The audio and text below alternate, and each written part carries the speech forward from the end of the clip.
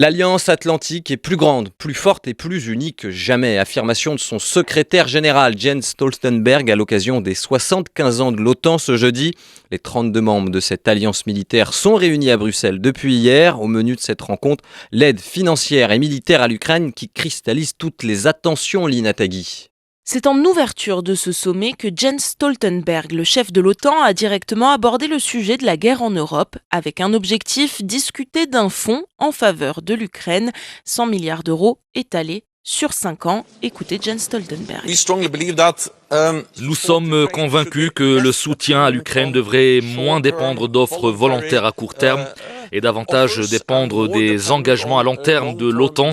En faisant cela, nous donnerons à l'Ukraine ce dont elle a besoin, c'est-à-dire un soutien solide et prévisible à long terme.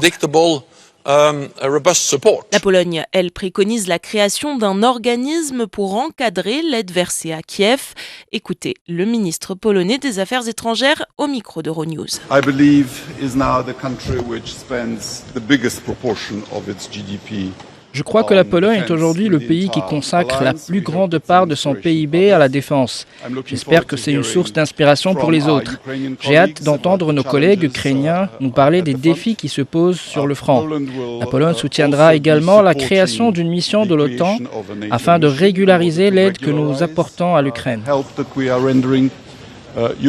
Pérenniser l'aide à l'Ukraine car le financement de cette guerre sur la durée est incertain. L'Alliance s'inquiète d'un possible retour de Donald Trump à la Maison-Blanche. L'ancien président laisse régulièrement entendre qu'il pourrait, s'il est réélu, réduire drastiquement son soutien à l'OTAN, voire carrément retirer les États-Unis de l'Alliance.